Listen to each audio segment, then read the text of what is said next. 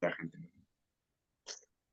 Buenas tardes con todos los presentes, señor fiscal, abogado de la defensa, siendo las 3 de la tarde del día 6 de marzo del 2023, se hace presente en esta sala de audiencia la jueza del Segundo Juzgado Nacional de Investigación Preparatoria por el delito de corrupción de funcionarios, Marta Gabriela Cornejo Bobaya, y la asistente de audiencia que suscribirá el acta a fin de llevar a cabo la diligencia programada para la fecha y hora en relación a la solicitud de tutela de derechos formulados por la defensa técnica del investigado Andrés César Picasso en las investigaciones preparatorias que se le sigue en su contra por la presunta comisión del delito de colusión agravado y otro en agravio del Estado. Para efectos de registro se deja constancia a la presente incidencia. Tiene asignada el número 4-2017-8 a efectos de verificar la asistencia de ley. Por tanto, se solicita que procedan oralmente a identificarse para que conste en el registro y se verifique la presencia de los intervinientes convocados en esta audiencia. Señor representante del Ministerio Público, sirva a acreditarse, por favor. Buenas tardes, señora jueza. Por parte del Ministerio Público, el fiscal Matías Rodríguez Ábalos, con CAL 31051 y domicilio procesal Girón Lampas 5 en el quinto piso. Correo electrónico mrodríguez.a3105@gmail.com. Gracias. Siendo ello así, se corre traslado al abogado del investigado para que pueda acreditarse, por favor. Muy buenas tardes, señora magistrada, señor representante del Ministerio Público. Quien le saluda es el doctor Julio César Guaita Quispe, abogado del señor André Picasso. Y básicamente mi número de colegiatura del Colegio de Abogados de Lima es 3453. Por correo electrónico para efectos de cualquier notificación, julio281041@gmail.com y casilla electrónica 23453. Muchas gracias. Gracias. Se corre traslado al investigado para que pueda acreditarse. Buenas tardes, señora jueza. Mi nombre es César André Picasso Vega, con DNI número 73685880. Encontrándose las partes legitimadas para participar en esta presente audiencia, se declara por instalada la misma. Estando la solicitud de tutela de derechos, vamos a conceder el uso de la palabra al señor abogado para que sustente su solicitud. Tiene 10 minutos. Muchas gracias, señora jueza. En primer lugar, debemos señalar que esta defensa, en representación del señor André Picasso, amparado justamente en lo previsto en el artículo 139, numeral 4 de la Constitución, que reconoce el derecho de defensa, así como amparados en lo previsto en el artículo 9 del título preliminar del Código Procesal Penal, concordante incluso con lo que normativamente se prevé en el artículo 71, numeral 2, literal A del Código Procesal Penal. Recurrimos justamente vía tutela de derechos a efectos de solicitar que su despacho pueda pueda ordenar las medidas de corrección pertinentes de acuerdo a nuestra solicitud. Básicamente, para que el fiscal provincial a cargo de la presente investigación cumpla con identificar debidamente y con describir correctamente, de forma comprensible y detallada, justamente el hecho y la conducta o el aporte personal en el hecho presuntamente imputado o delictivo, justamente a mí, el representado André Picasso, respecto a la investigación que se le sigue por el delito de colusión agravada. Debemos señalar, señora magistrada, que con fecha 17 de junio de 2020, esta defensa ya había planteado justamente una solicitud de precisión de cargos ante la Fiscalía. De hecho, esta solicitud fue reiterada un mes después, el 17 de julio del 2020. Sin embargo, a consecuencia de esas dos solicitudes, la Fiscalía emitió la disposición fiscal número 91 del 12 de agosto del 2020, a través del cual resuelve no alugar nuestro pedido, atendiendo a que en la hipótesis o en la creencia de la Fiscalía, la disposición número 78, es decir, la disposición de formalización de la investigación preparatoria, sí establecía cuál era la imputación concreta, el aporte concreto que justamente mi patrocinado había cometido o había generado justamente para que se le investigue por el delito de colusión agravada. Sin embargo, a juicio de esta defensa, la disposición número 78, tal y cual lo manifestamos a la Fiscalía, no cumplió con identificar de manera clara y comprensible y detallada incluso los hechos y la conducta atribuida a mi patrocinado. Ello, pues, es una exigencia conforme ya lo ha establecido el Acuerdo Plenario 2-2012 de la Corte Suprema de la República de Justicia. La disposición número 78, que fue la disposición que formalizó la investigación preparatoria, básicamente imputa a mi patrocinado el delito de colusión agravada en calidad de cómplice. Dice o afirman que durante los años 2011 a 2015, mi patrocinado, en su condición de representante de la persona jurídica Consorcio Lual, habría formado parte del pacto colusorio, conformado también por la pareja presidencial los Humala Heredia, y conformado también por representantes del grupo empresarial Odebrecht, en los que en buena cuenta se acordó el consorcio Gasoducto Sur Peruano, que es un consorcio integrado justamente por la empresa que representa a mi patrocinado y la empresa Odebrecht. Se acordó que esta empresa, este consorcio, sea favorecido con la adjudicación de un proyecto de envergadura pública, un proyecto justamente vinculado a un tema gasífero, siendo que supuestamente por la conquista o por obtener la adjudicación o buena pro de este proyecto, mi defendido a través de su representada habría hecho pagos a la empresa Odebrecht. Esa es la imputación fiscal.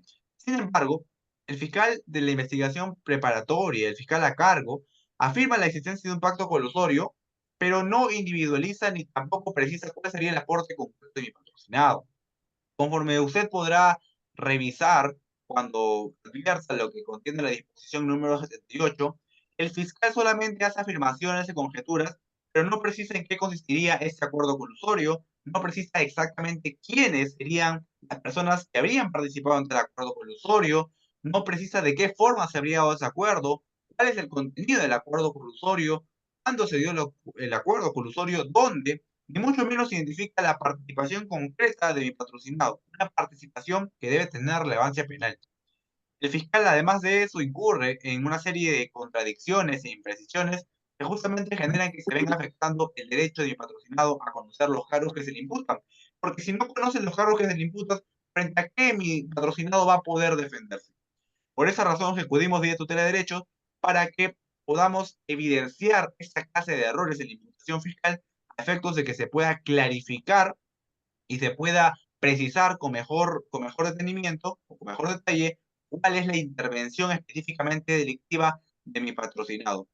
El delito de colusión agravada, conforme su despacho ya conoce y conforme se ha dejado sentado en la doctrina y en la jurisprudencia de la Corte Suprema, es un delito de encuentro, que tiene como característica que debe existir un pacto colusorio, debe existir una concertación entre el funcionario público y entre el particular interesado, que normalmente es investigado y su intervención obedece al título de cómplice necesario, como extraneus. En el caso en concreto, la Fiscalía no ha identificado específicamente cuál es el pacto colusorio.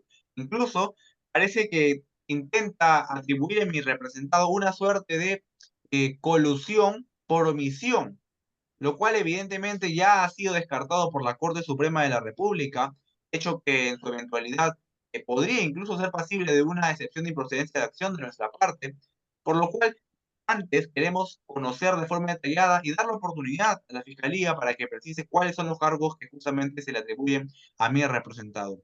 Entonces, señora magistrada, en síntesis, ¿cuáles son las cuestiones que esta defensa solicita? Queremos conocer qué representante del consorcio de Odebrecht o de Consorcio Lual se habrían coludido y cuál es su grado específico de participación. ¿Con qué funcionarios específicos se habría coludido, por ejemplo, mi representado? ¿Con los representantes del Comité de Proseguridad Energética? ¿O se habrían coludido en realidad con Narín Heredia y con Ollantaytamala?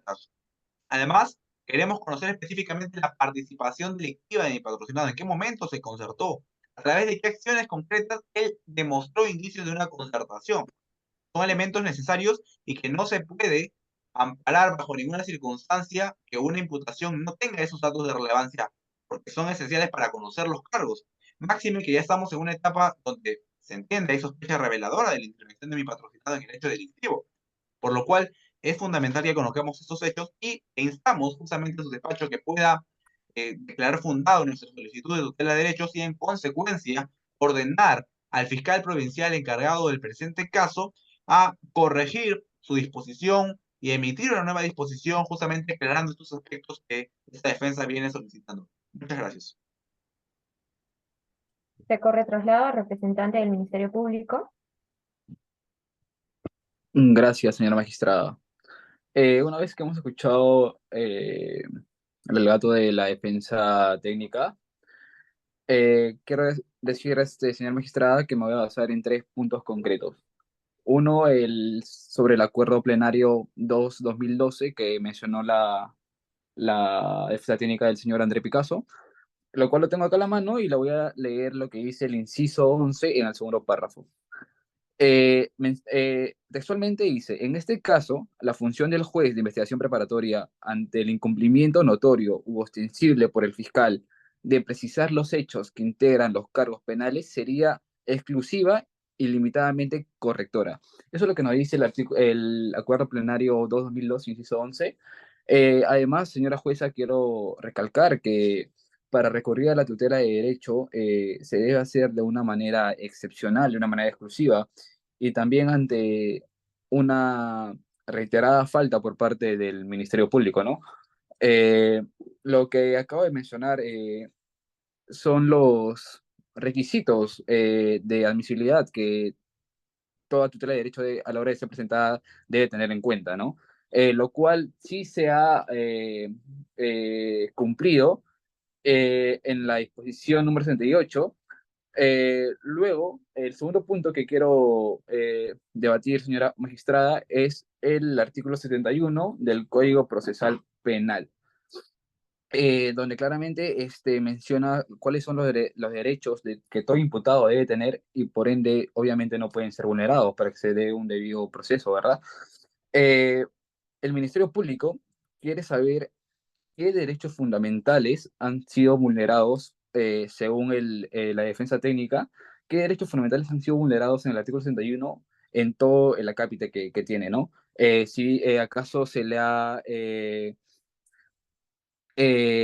negado que ser asistido por su abogado desde los actos iniciales de investigación, en ningún momento se le ha negado. ¿Acaso ha sido forzado a declarar? Tampoco. Si bien la defensa técnica menciona que no se le ha dado una imputación necesaria al delito de su patrocinado, el Ministerio Público quiere acotar que sí hubo una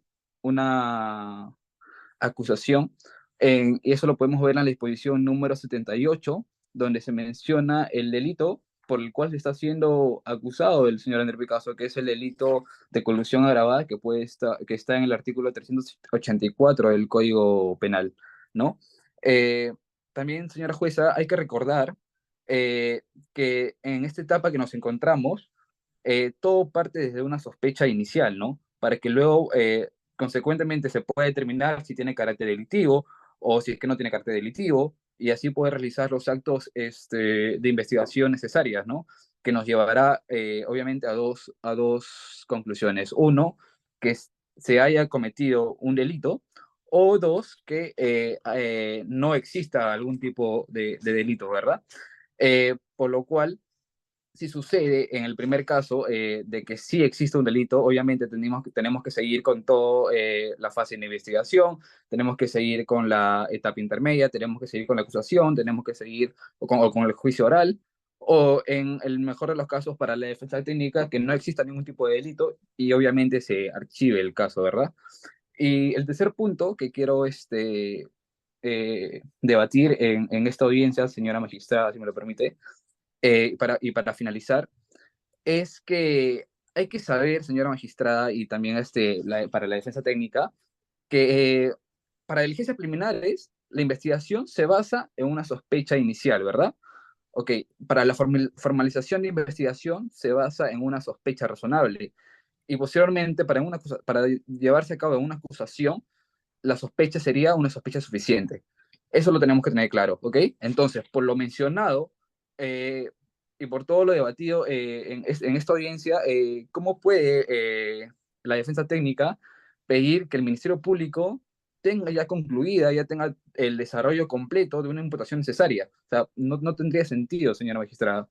Es por eso, y por todo lo expuesto, señora magistrada, y con todo respeto solicito que se declare fundada la oposición del Ministerio Público y consecuentemente se declara infundada el pedido de tutela de derecho presentado por la defensa técnica del acusado André Picasso. Gracias. Habiendo escuchado los alegatos de ambas partes, doy 10 minutos para proceder a emitir el pronunciamiento.